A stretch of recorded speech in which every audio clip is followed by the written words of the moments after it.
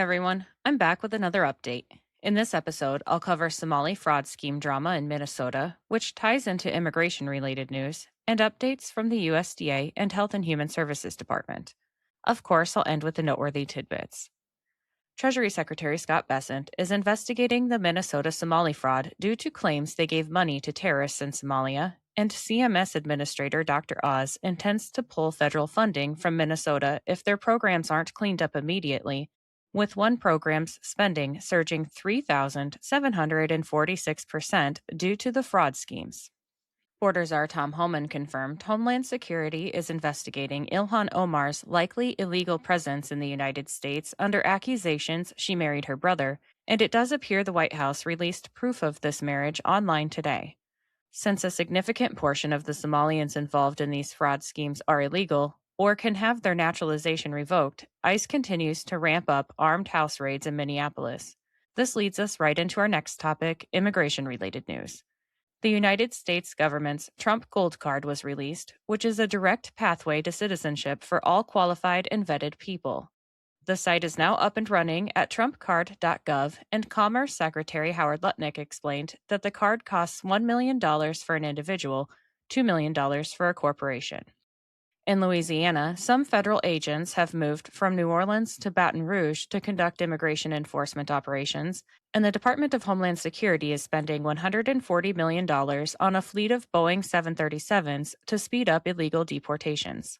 HUD Secretary Scott Turner released a report that found between 2021 and 2024, the foreign-born population accounted for more than 60% of rental demand growth, and he revealed the Biden administration mandated landlords give special privilege to unvetted Afghans who were imported into the country.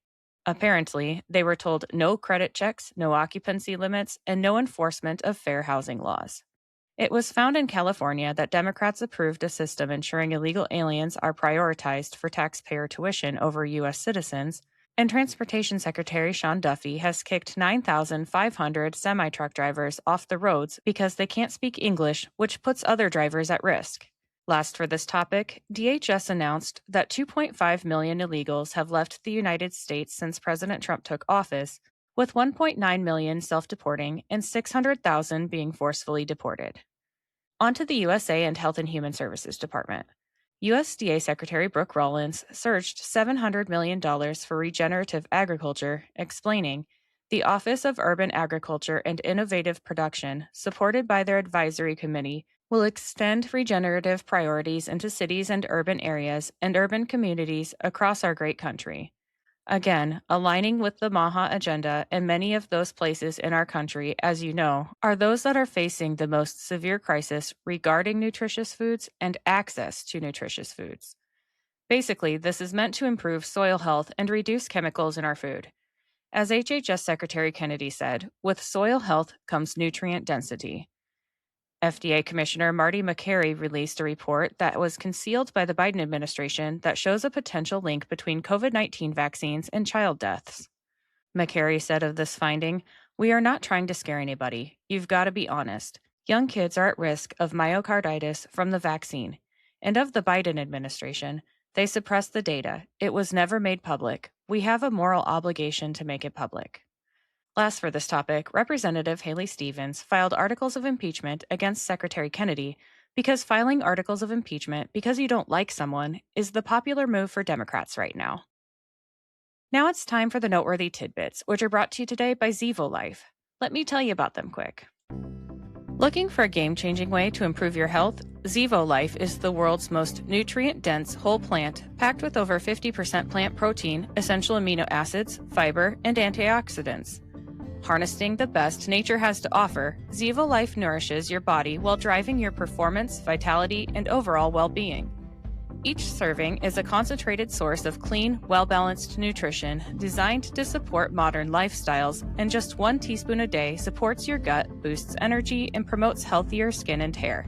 It's no wonder that it's receiving rave 5-star reviews. Step into a healthier future with a 30% discount and a 30-day risk-free guarantee by visiting zivo.life and using my promo code.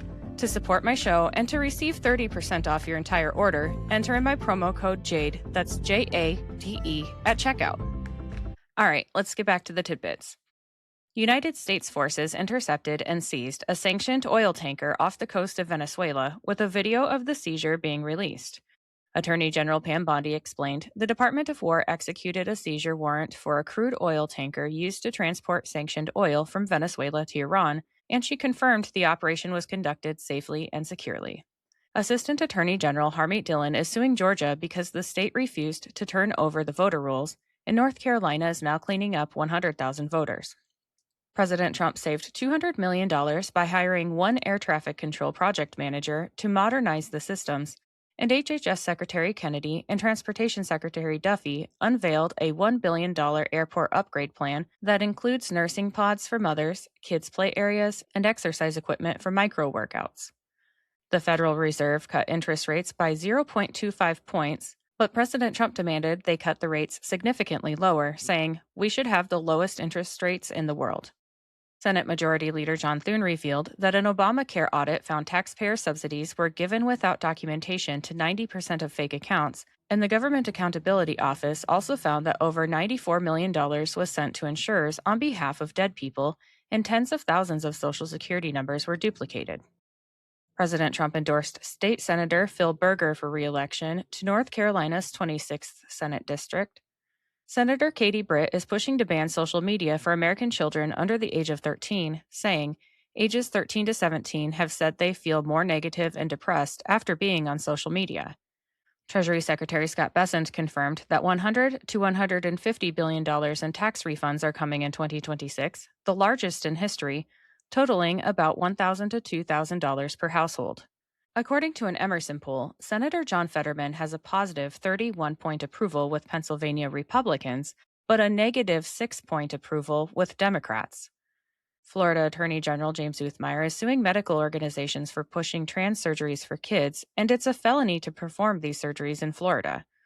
The U.S. House passed the $900 billion National Defense Authorization Act, so now it heads to the Senate and then President Trump's desk for signature. A federal judge granted President Trump and Attorney General Pam Bondi's request to unseal the Jeffrey Epstein grand jury records in New York. By the way, this is my 1-year anniversary on this show, and it would mean so much to me if you guys could all leave me a review on whatever platform you listen to me on. Until then, I'll be back with another update soon. Please like, subscribe, and share this podcast, and follow me on Instagram and X at Shades of Jade Pod. Thanks for listening and have a great day.